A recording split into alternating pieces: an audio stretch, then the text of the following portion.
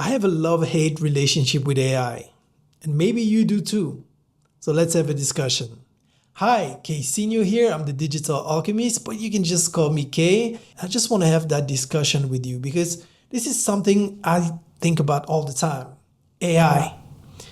And the way I see three phases that I went through. And please let me know in the comments if you can identify to those phases and in which phase you're standing right now. So for me, the first phase was the magic. Not gonna lie, when I started discovering AI, it was like a dream come true. I don't know about you, but I'm a creative person. So when I saw, basically, there was like no limit to what I could do. And actually, I'm laughing at my own statement because take a look at what AI could do when I got started with AI. It's ridiculous in today's standards. I mean, it looks really bad, but at the time it was like, wow. So I was completely in awe. Now, I'm a web designer at core. Call it web designer, web developer, web designer. But basically, that means that I get to play with images, videos, code, music, you name it, everything creative. So I can tell you, I had so much fun. Starting with the images, of course. I got started with Midjourney. Maybe you know Midjourney. Some people use Flux. It doesn't really matter what tool you're using. And just like when you build websites, there are so many tools. What's important is, of course, choosing the right tools. Some are a bit better than others because some really make a difference. But just imagine you have like 2 or 3 competitors that are really, really good. What's going to make the difference is not really the tool, is how much you can master those tools. Basically, it's your tool stack. And the same goes, in my opinion, with AI. So I started playing with Midjourney, and then I started playing with a few video tools. And eventually, I decided to give it a shot with Runway. Really love Runway. I also played with music, actually released a full album. And if you're a musician, you're probably going to hate me for saying this, but hear me out. In no way, shape, or form do I think I'm a musician or replacing musicians. But the way I used it is, I couldn't really find the music I like. Or let me say it differently. Maybe I was a bit tired of always listening to the same albums. And this is very specific kind of music that's not that easy to find. So I decided to create my own. And I also really believe that you get better with real projects. So I decided to create that album, and it was so fun. I mean, AI created it, I just prompted, but the end result was so fun. So I learned a lot through this, and I'm actually listening to my own AI generated music now. Now, that doesn't mean I'm stopping to listen to the regular music. I still love music. I still love human music, of course.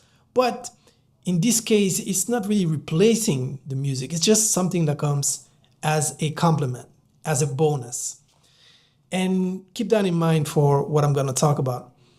So basically, after this first phase, I went into the second phase. The second phase was getting tired of AI. Why?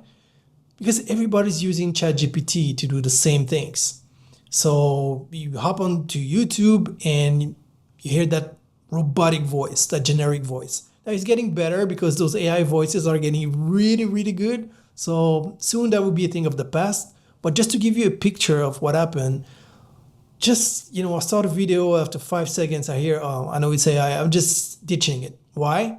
Maybe the message is important, but the fact that I can hear it's already an AI voice, what I think, maybe subconsciously, is the person just went on ChatGPT and asked, what are the 5 best ways to cook a birthday cake, for example? And all this comes from ChatGPT. So basically, the first 10 videos is probably going to be the same thing. I'm just going to, it's going to be a different AI voice, but there is no personality.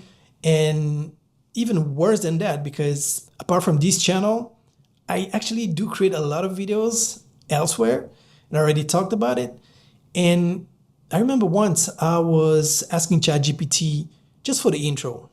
Because usually I don't like to script my videos with ChatGPT. But that time I wanted some facts, so I asked ChatGPT to give me some statistics about a very specific topic.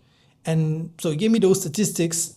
I got the script from ChatGPT. I changed it around like 90% of the time. I'm just going to change it. I just use the data ChatGPT is giving me, and some of the sentences are actually quite good. And then I put my own spin on it. So I'm rehearsing for my intro, and then at one point, after I was done recording, I asked ChatGPT, by the way, can you give me the source of that percentage figure you gave me, because I want to put the source in the description of the video.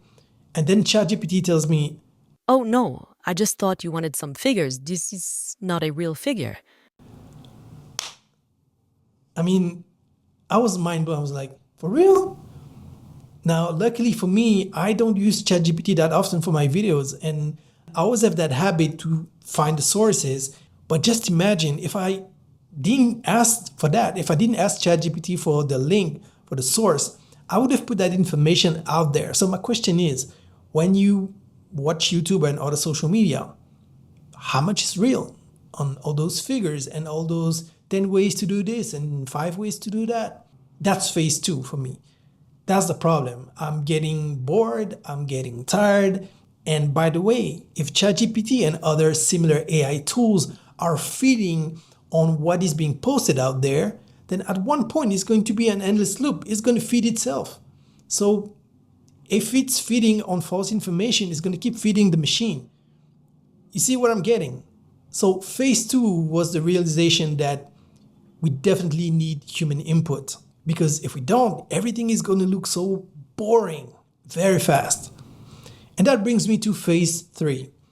So phase 3 is when I realized that I had been using AI the wrong way. For me, and once again, it's a discussion here. I'd like to know what you think. For me, the best way to use AI is to use it as an assistant. Like, you're Batman and this is Robin. Without Robin, there is no Batman, right? So if you see it this way, basically you're in charge. You're going to use your own creativity, but now you're going to maximize that creativity by using your AI assistant, whether it's ChatGPT or any other tool. The point is, if you're already a creative person, this is really going to help you. Just maximize, like 10x, 100x your creativity. But if you're not a creative person, then what? If you're not creative, this is where you can really leverage the power of those AI tools. You can ask them, can you find me a nice color palette in that style? Maybe you can then hire someone that's a professional and say, listen, this is what I like. This is what AI came up with, because I was trying to put my ideas down on paper or on digital paper so I could actually outsource to a professional. So this is what I want. Can you make something out of it?